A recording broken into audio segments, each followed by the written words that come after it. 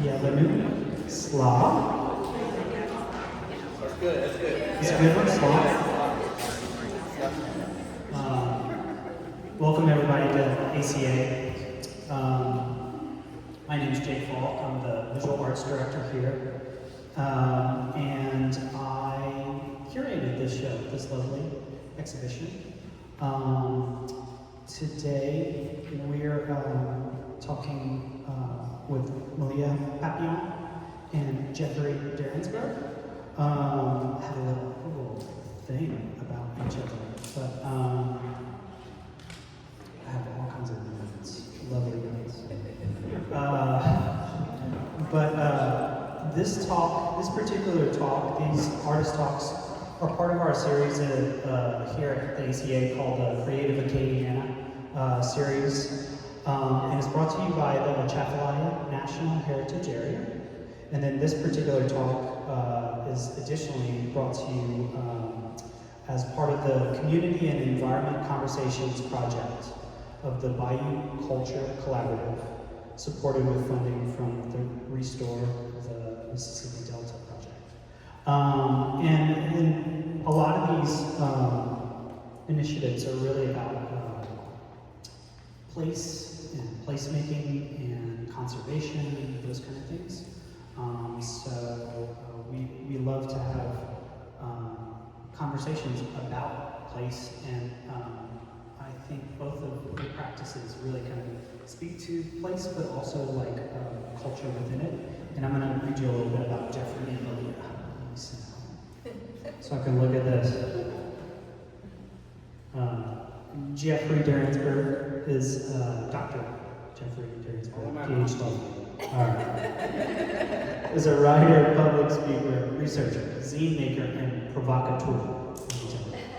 He's a member of the Atakapa-Ishak Nation of Southwest Louisiana and Southeast Texas. He's a founder and editor who's not a chief of Bulbancha, is still a place. Indigenous Culture from New Orleans. Recently a writer in residence at Tulane University's A Studio in the Woods, and a Monroe Fellow of the New Orleans Center of the Gulf South at Tulane. And Jeffrey's working on a book-length study of the Atakapa-Ishak of Southwest Louisiana. And Maaliyah Papillion is a Creole. I noticed that you didn't put artist on this yet, but I'm going to add it in. Maaliyah Papillion is a Creole Indigenous artist, actress, singer, model, and third-generation healer from a long line of Indigenous leaders, and an enthusiastic enrolled member of the Atakapa-Ishak Nation of Southwest Louisiana. I would love to welcome y'all, and my thought for the conversation between the two is really talking about that practice and how it does connect to a place in a culture, and the kind of growth of each of your practices. I feel like Jeffery, in a certain way, I see a little bit of the kind of punk DIY aesthetic that I found in Portland. I lived in Portland, Oregon for a long time, and I feel like there's a commonality there that I see in his work. And yours is like this exploration of like all these things that you're discovering and infusing into your work. So there's like this very energetic kind of response to things you've been discovering. So maybe I'll set it up that way. Am I anywhere close, Jeffery and Maaliyah, to finding commonalities? I listen to punk music almost every day, so that's close. What do you think you find in that kind of repertoire that connects just with? Is it an age generation thing? I don't know, but like when I was like 13 years old, yeah. This friend of mine gave me this Black Flag album on the floor, and I'd never heard so much anger in music in my entire life, and it never stopped speaking to me. So I don't know what else to say. And yet peaceful with Maaliyah here. It's funny. Yeah, I guess peaceful, yes, that is the point, because I want people to come and experience the work and see the art and sit with it. I was actually just sitting with Linda over there, and we were just taking it in. And so I think for me, my work focuses on bringing people's attention to not only the land, but the energy that the land has. These pieces were inspired by a study that I had, that I've seen for plants. I'm a single mom of probably about 3 plants, no child support. And so I love my plant kids, and basically house plants can sense when their owner is coming. And so I always keep that in mind when I'm leaving town or something like that. And so I was like, okay, if these house plants can sense when their owner is coming, I know our environment can sense the movements that we are making in the environment. And so I was thinking about that as I was creating both of my works. How do the plants want to be represented? What are their thoughts? What are their collective memories? And that's something that I know Jeffery talks about, especially when mentioning the bison that used to be here in Louisiana.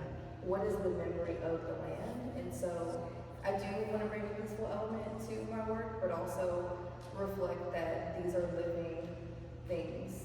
These works have a memory, and they are breathing, and they can sense when you're around, and they can sense what you're doing.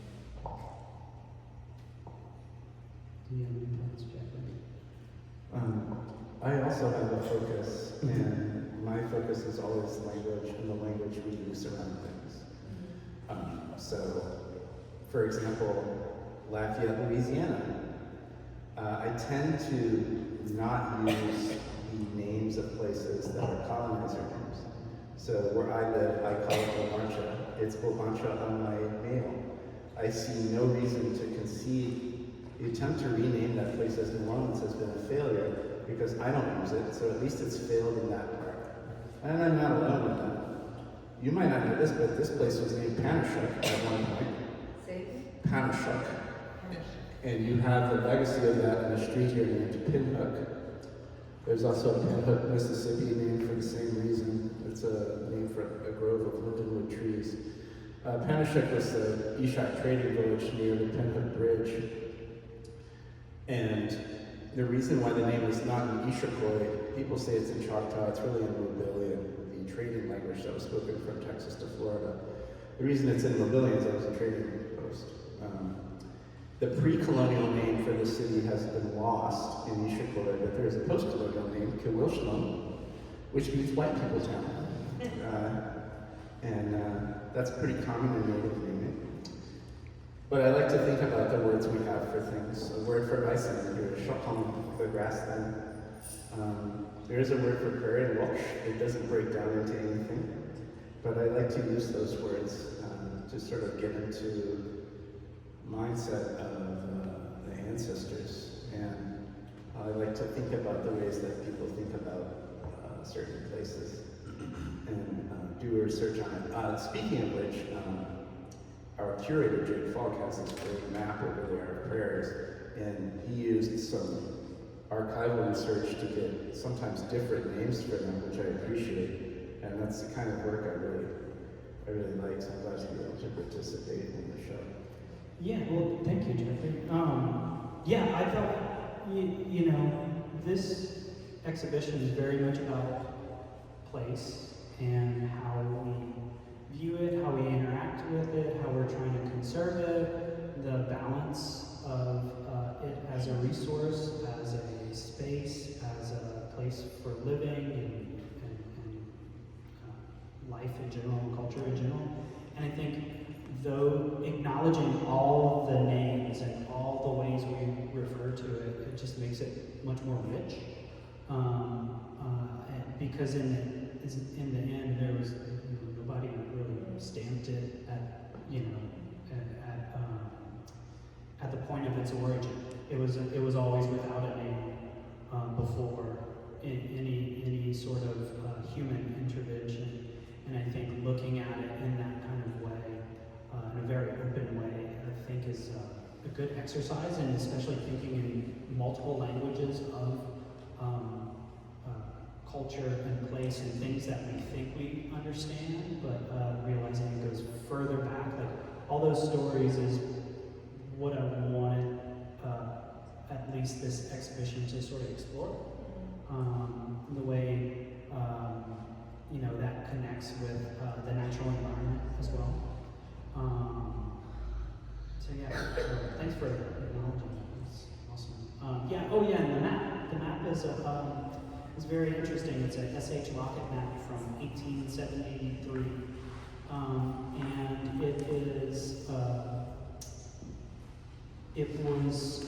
it's part of the Louisiana State University sort of archiving and historical map that was drawn and recorded at that time, and it's recorded from oral histories. So there's very often on the same map conflicting name spellings and those kind of things. And so I thought that was an interesting way of getting at, even for colonial, Americanized French sort of naming gets it wrong, even in its own language, right? So I thought that was an interesting thing just to put on the wall, and then right next to it is Jeffrey's work, which is calling into question those sort of things, and poking and prodding and good-natured fun as well, which I really appreciate. I think Jeffrey's humor in those kind of areas kind of eases some of the thing, because it does get really ridiculous when you name something and you're reading it and you think you're getting right to it, but it's not. It's just the place. And there are two Ishakkoy names on the map. There's Kalkashu, which was Atakapa-Ishak, and then Mermentau, which no one knows what it was. Everyone agrees Mermentau was the chief of our tribe. No one knows what his name was, except his name cannot be Mermentau because there's no R sound in the language. What the name was, no one knows. No proposal makes any sense, and I had a play produced a couple of years ago with Mermentau as a character, and a theme in his narration is that he doesn't know his own name because no one else remembers it. But I mean, in terms of like bringing things back, I was really impressed that you used rosa cane in that piece. Is it? So yeah, we were talking about with the rods. Yeah. To the right. This was foxtail, prairie grass, Oh, actually, which is foxtail. right over there. Yeah. So when you guys get up, you can see the top portion of foxtail, and it kind of even looks like bamboo. A lot of people thought it was like baby bamboo, but I stripped the leaves off and took the top portion and used it for the prairie fan on the left, and then the stems were used completely as they are, but that is a plant that is found all over. My co-collaborator who invited me to participate, Rush Jago, that came from his backyard. He's right there. Yeah, he's right here. He has his works in the back.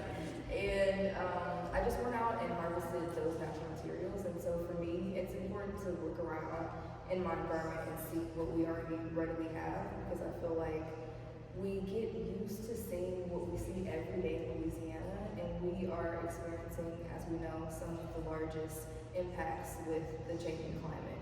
And so my ambition with presenting these works in a new and elevated way is to get people to see how beautiful plants can really be and how useful they can be. And you can sit with the plants and you can feel the plants and you can really just be with them. And I just like to remind people that everyday objects can be beautiful, and that's why we're both here.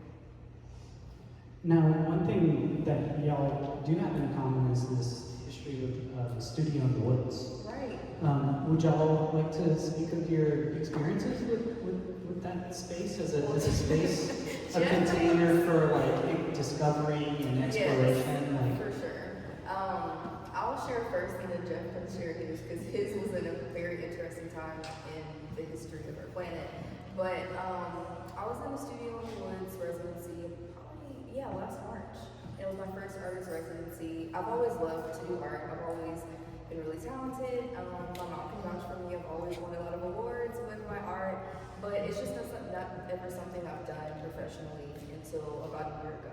And so getting that residency was like, okay, wow, I can do this. I can be a full-time artist. And in that time, I was working on a documentary about our tribe called Ishak, which actually will make its LPP premiere on April 22nd.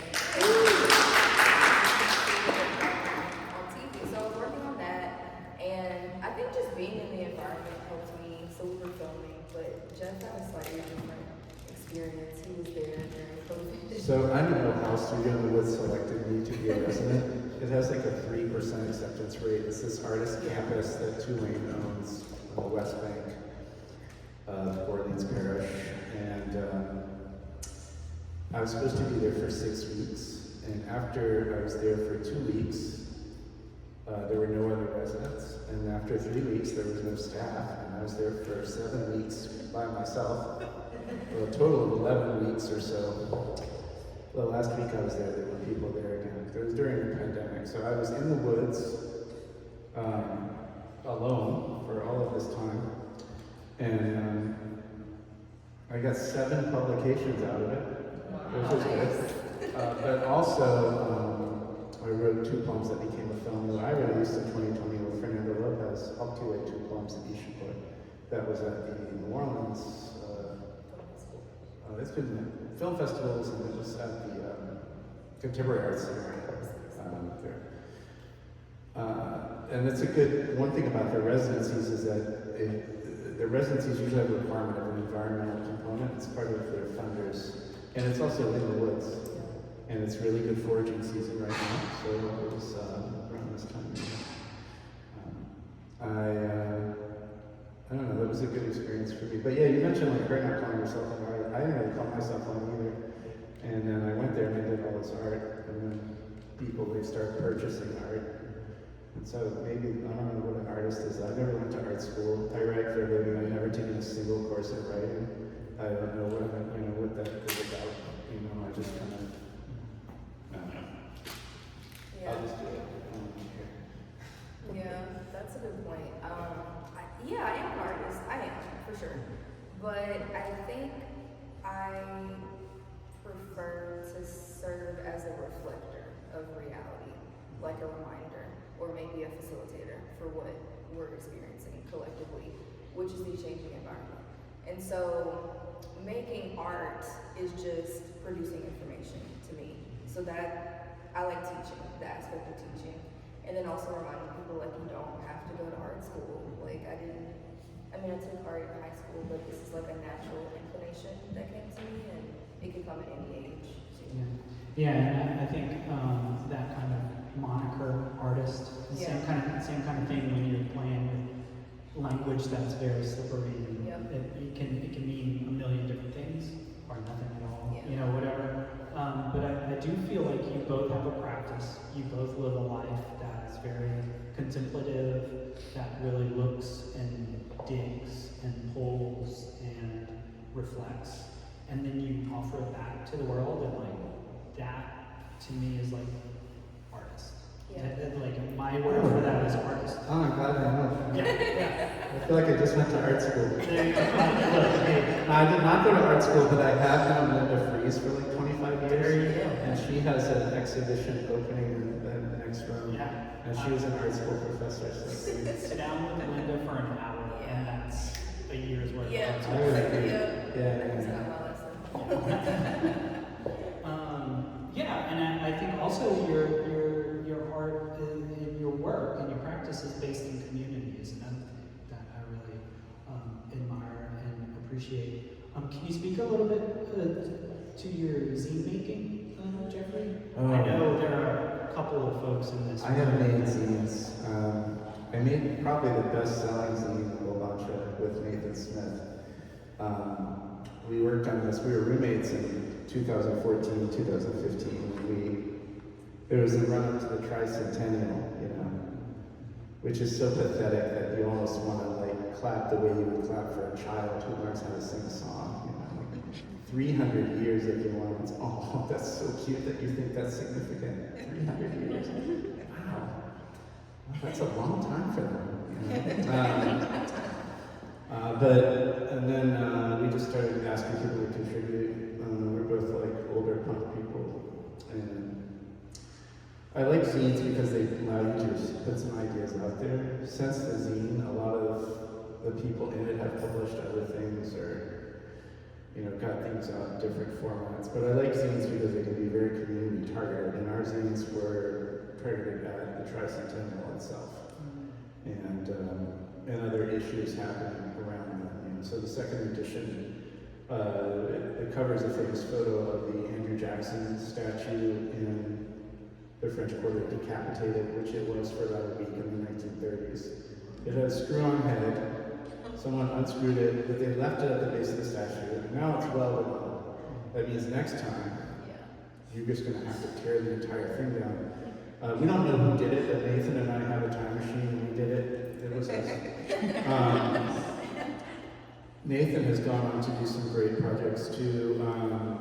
There's Bulbancha Liberation Radio, which is bulbancharadio.net, and I'm one of the announcers on that. But Nathan and Monique Verdun, another student in the Woods veteran who has a place out in Ardenville, he and Monique founded that. And then Nathan was the architect of an Indian mound that's on the Lafitte Greenway in the Tremay neighborhood, like a real mound. It's like 12 feet tall, covered in lime. It's a mound the way mounds looked when they were new, and now they just look like grassy hills of dirt.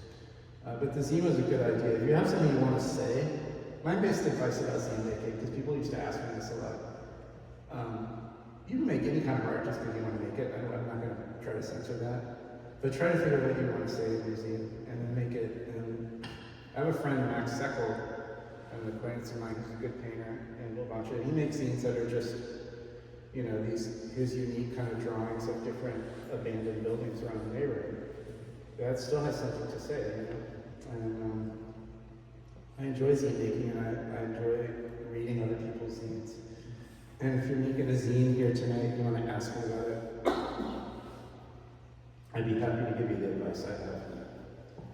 Nice. Yeah, and I feel like there's something that is just very user-friendly about a zine, about making it, about acquiring it. If you're looking for it, it's there. The entrance fee is very low. You know, because you can find it just about anywhere, and you can also find other appreciators of it and people to interact with. The community is very rich. The only difference is that it's kind of a limited resource, so they're printed. Like, I don't even have a copy of Bulbancha Still Place #1. Oh wow! I mean, I made scans of it, but like, you know, when they're sold, they're done. gone. Yeah. I feel like that is a space for a lot of has a lot of potential to do good things, especially in a sort of distracted world of screens and that kind of thing. Picking up a publication that was made by hand, that was distributed by hand, that is carrying local information is like the antithesis of maybe like an Instagram or like a Facebook. But then I think of Maaliyah's film, which maybe you could talk about. A lot of people are going to see that film. Yeah. You know, maybe 3,000 people. We printed 3,000 copies of Bulbancha Still Place, and they all sold. But so many more people. We're going to see that LP. The first time it shows, it will eat all of it. Yeah, it's funny you say that because going back to like these traditional, tangible means of distributing information. I mean, I used to watch PBS as a kid, and then you think about LPB, and you're like, oh, that's all programming, or no young people. Well, I certainly wasn't watching it. It never dawned on me to use that as a medium to spread information. But now that it is on LPB, I'm so grateful because, like Jeff said, people can watch it from the comfort of their homes, and so you just never know like what medium is going to be important. Because I don't even know if I have cable, to be honest. I'm gonna have to go to like me and Brooke talked about watching it because I was like, do you have cable, dude? And of course there's LPB streaming, but you just never Something know. about turning on the TV and having to wait for it. Exactly, waiting until it premieres at 10 and watching it live.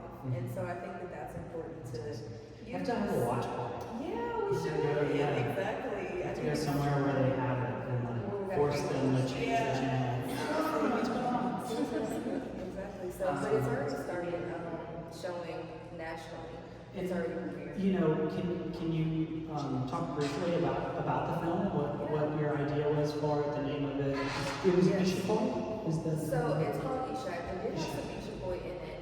Ishak means the people in our language, and it was chronicling our recognition process. We've been working on getting federal and state recognition, and so Jeff can tell you more about how, in our experience, people think that the Ishak are extinct. And I always make this joke, like I'm not a ghost, I'm like right here. And a lot of people, that's the rhetoric of Native American tribes across the country, is that it's a long time ago thing, they're extinct, they don't use their language, they don't gather anymore. And so first I needed to make a film to let people know that we are here, we're okay, we're thriving, but we also have needs. And I felt like when you're talking about a lot of diverse topics, using language or topics that might be slippery, there's a lot of different entry points for that. And so my film, I just wanted people to be able to sit down and watch a quick 13-minute film. First of all, the introduction of us, letting people know that we're here and what we need.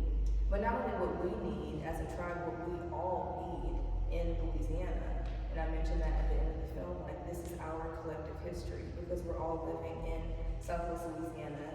These issues are affecting all of us, and so the more we can get together in a community like this and hear one another and learn from each other, I think is the path forward, instead of just staying in our silos. And so that was the point of the film. I also put some animation in there for kids and just also people who want that mysticism and fantasy within history, because I don't think like a history lesson needs to be boring. And also kind of speaks to, I think, another thing I really appreciate about both of your practices is it's rooted in the contemporary, like today. Mm-hmm. Like it's not like you're not trying to relive any sort of fantastical life,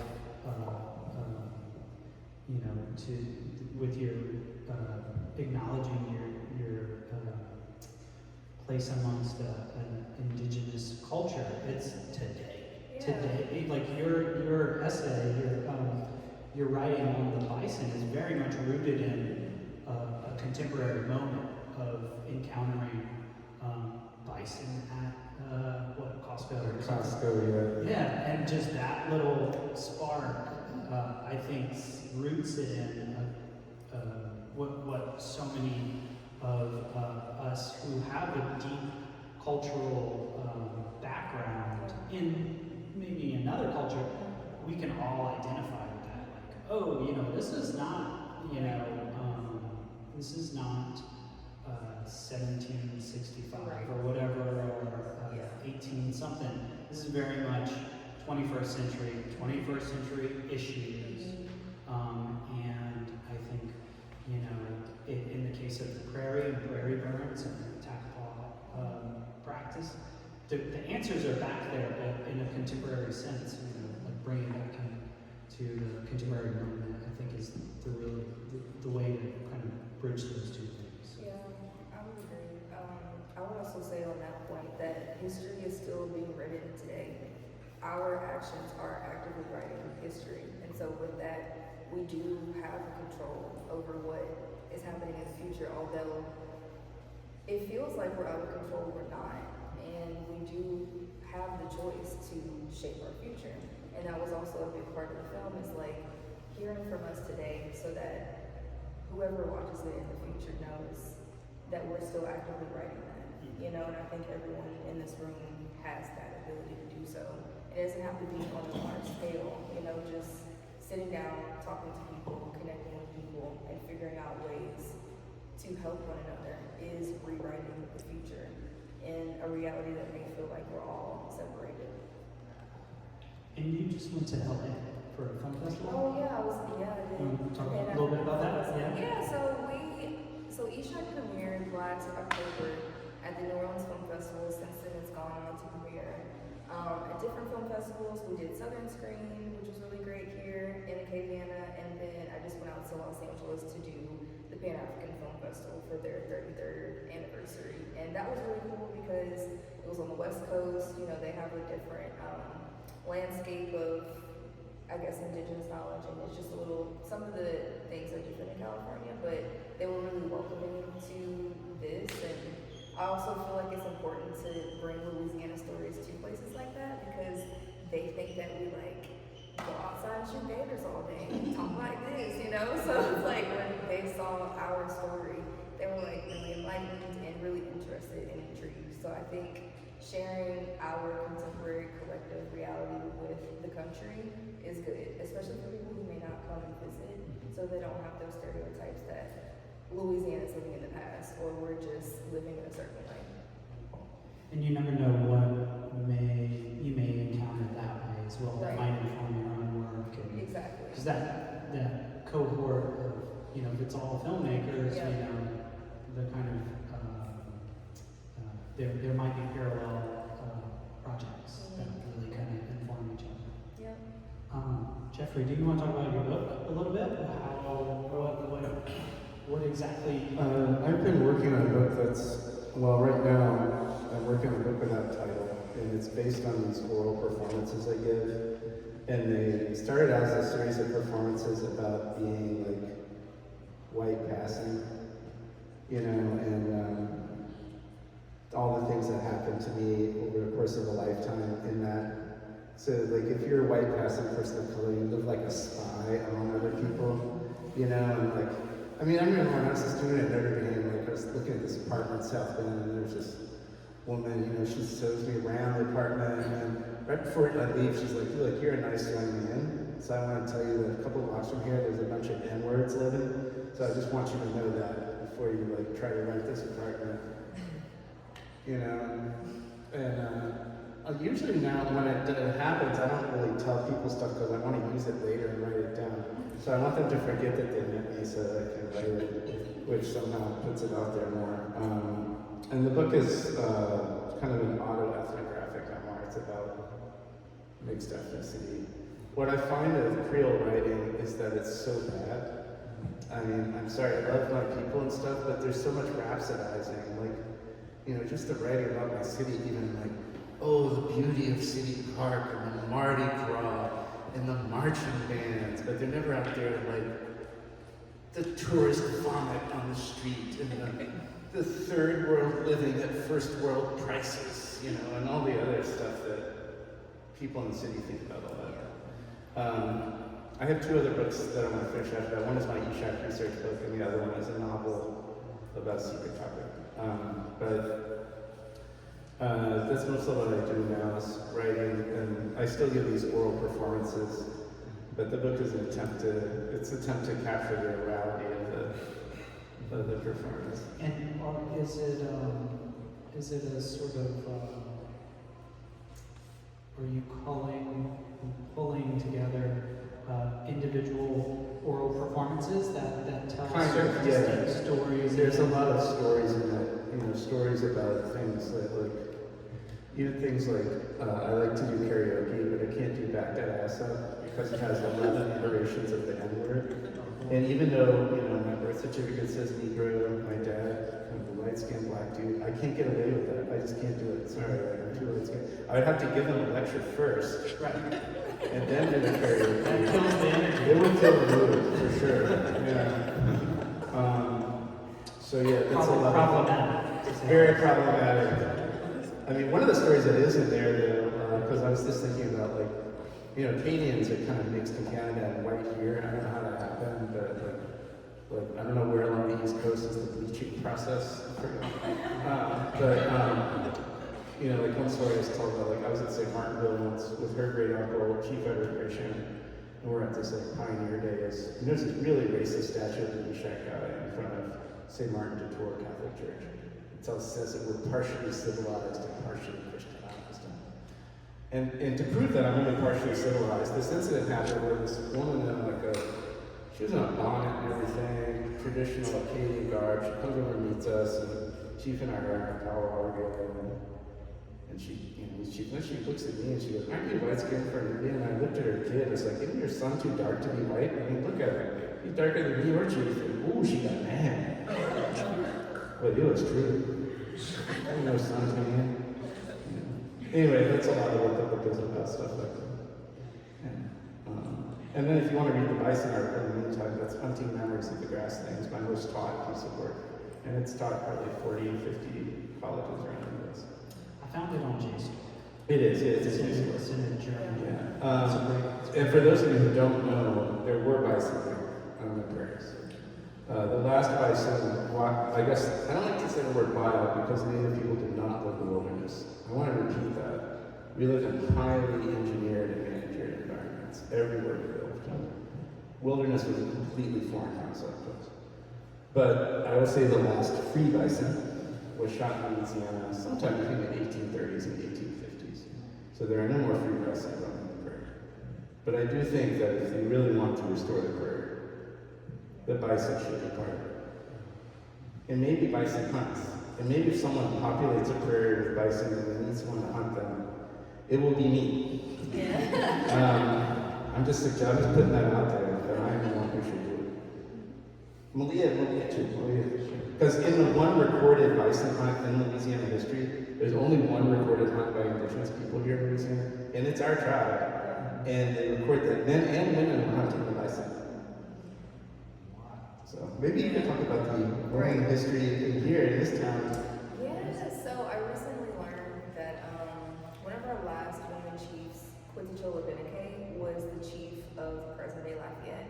So that ties into my personal history. The film is also about my great uncle in the next, couple years, and whenever he's ready, because it is a big job, he's going to be retiring. And behind my back, him and Jeff and all the other council members got together and thought that it would be a good idea for me to take over the chief seat, which I'm excited about, but I was definitely nervous about it first. And so luckily, throughout the process of me learning the language, and they've been helping me with the film, just kind of priming me for that. But when I found out about Chief Quitichola Beneke, I was like, oh, I can do this because I wanted to did it before. It's almost been 300 years, but she did it, so I can do it. And that made me feel a lot better, learning that there were women who were leading us. Life is crazy. And it's crazy how the parallels happen and history repeats itself, and you just never know when you're going to be in that moment of history. Well, it's a smart move for them because now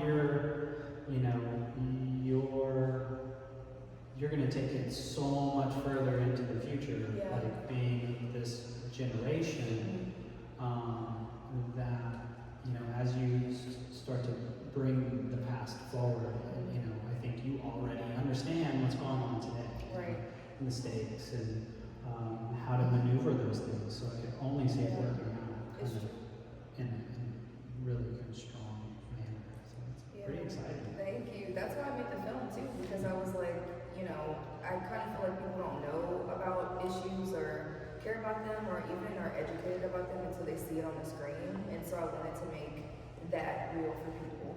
There's just something about seeing something on TV or seeing it in film that you're like, oh, this is real, even if it's not. So I think that was important to use our modern technology to kind of take our message and what we're doing to the next level, because that had never been done before. That's awesome. There's I feel like there was an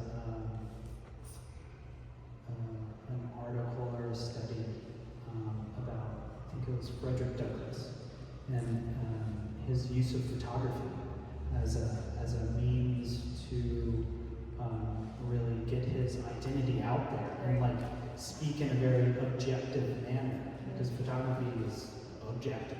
Even when you take a photo, it is a photo. And it had a power, especially back in his day, that spoke to this authority. You couldn't deny it. You couldn't deny his identity. And so I see a little bit of that in choosing filmmaking as a route to speak to a message. So kudos to you. Thank you.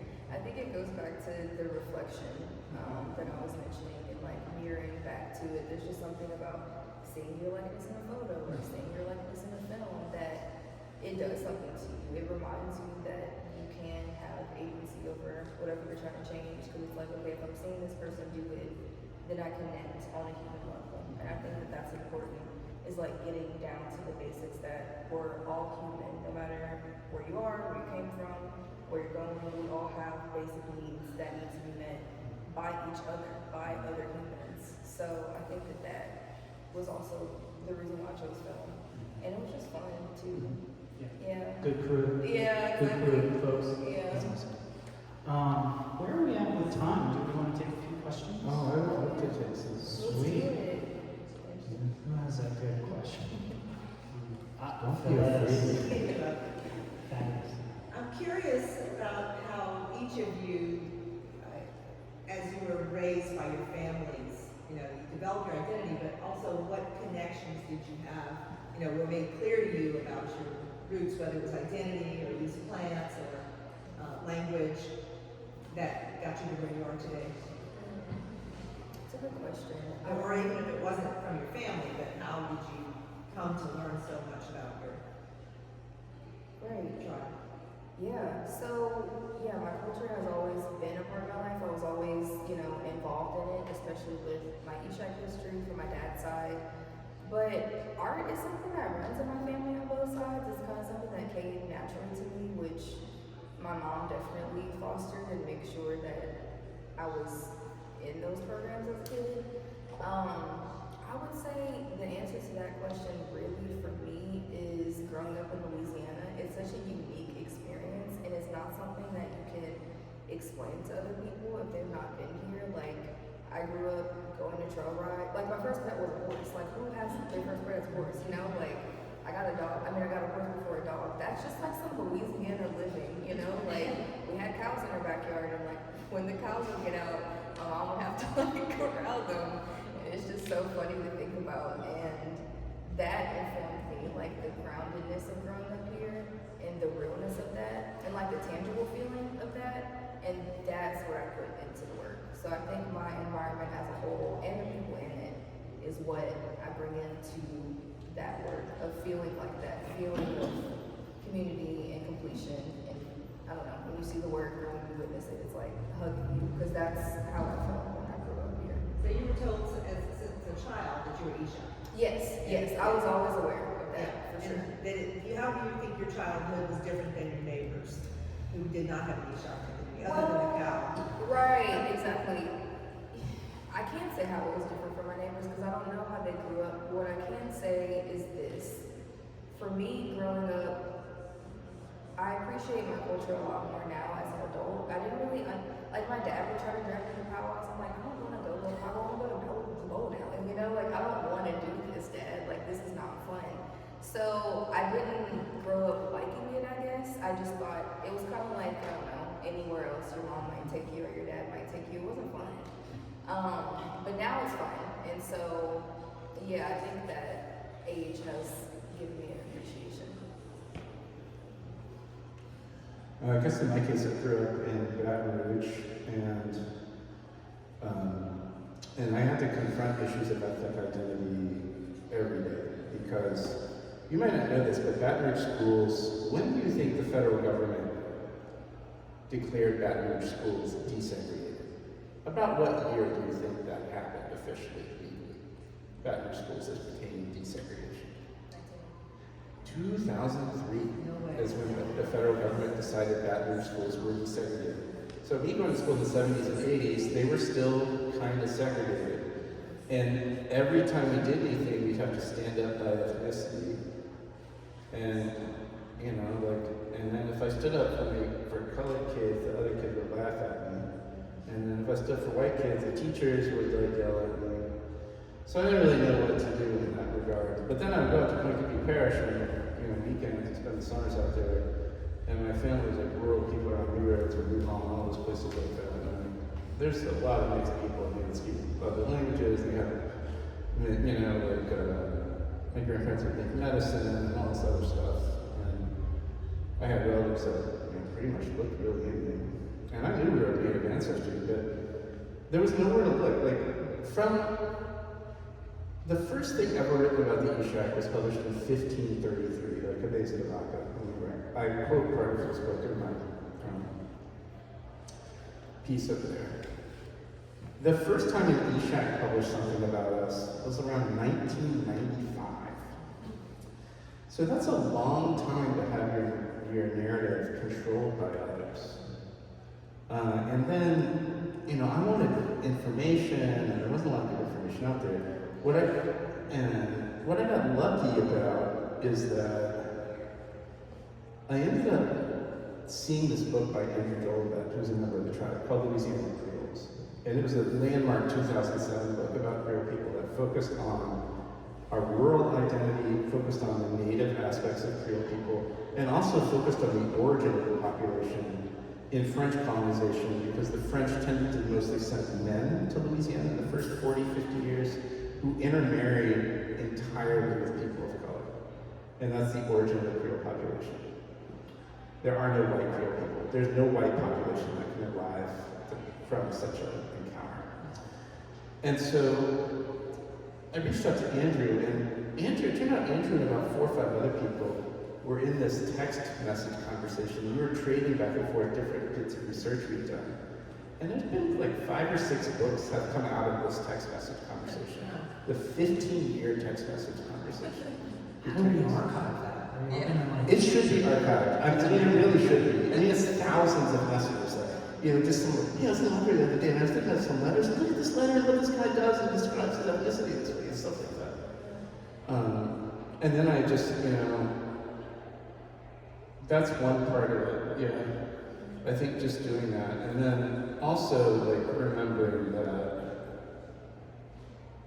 in a misunderstood ethnic group, the people's experiences are a primary source. So I could read whatever I wanted to read about it, but of people who didn't understand us. But then the lived experience was something different, and that's what I've tried to capture. So I use a lot of anecdote because they're stories things that really happened, and then I'm trying to explain what is implied in some of these stories, things that happened with my family and stuff, or passing, non-passing, all kinds of things with them. Yeah, it's there's something, I see your work kind of sitting between a fiction and a non-fiction, or a personal story.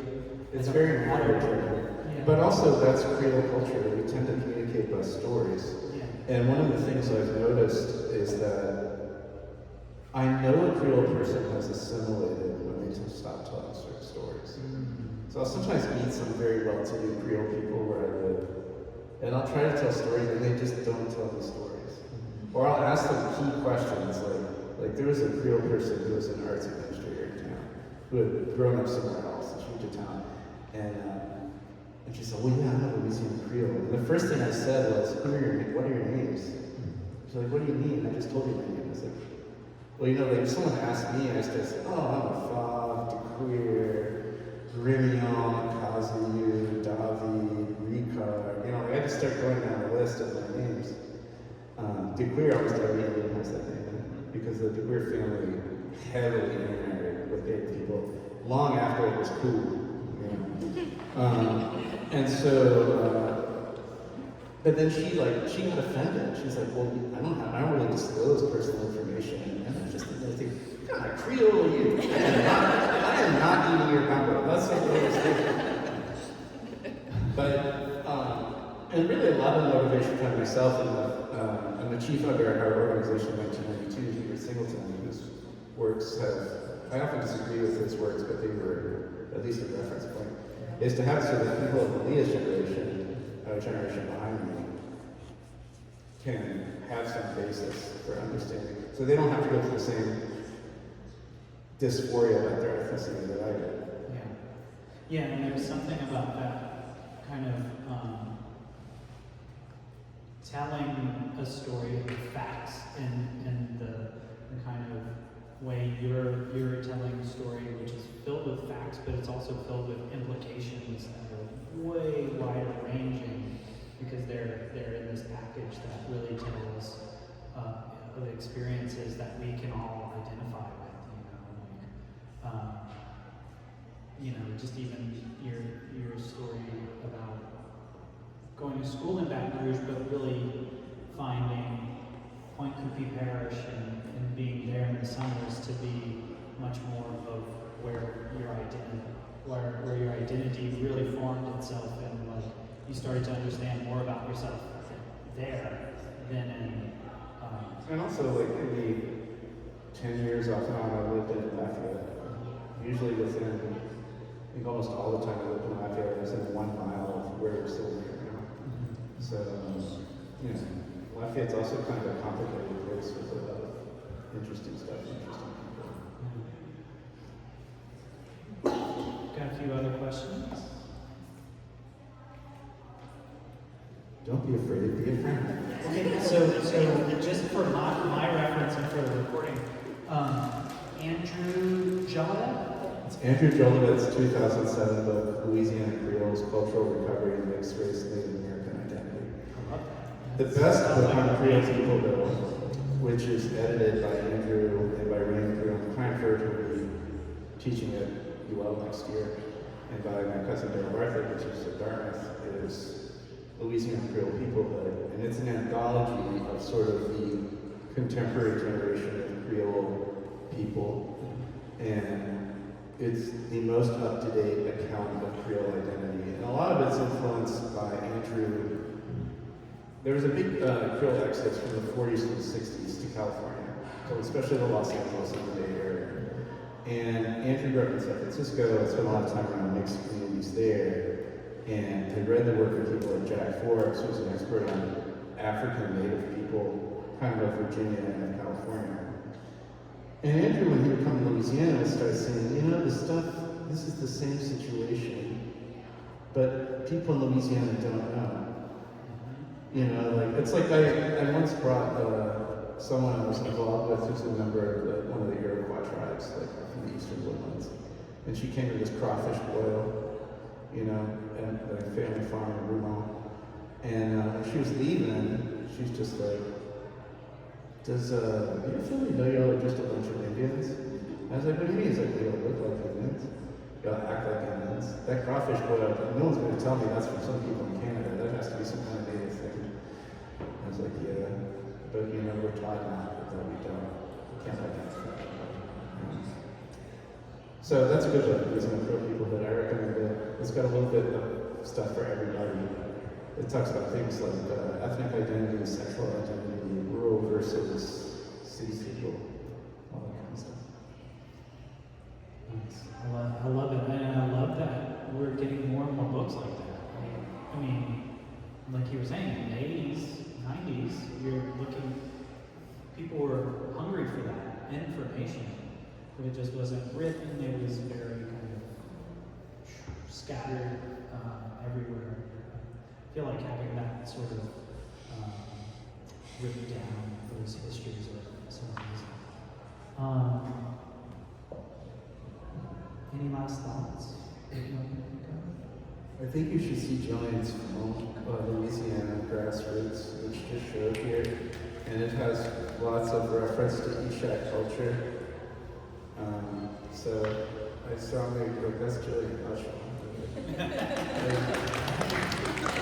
Also, I think we should see Linda Pease's exhibition next door. And thanks for listening to us. Also, you should watch Maaliyah's film. That's really much more.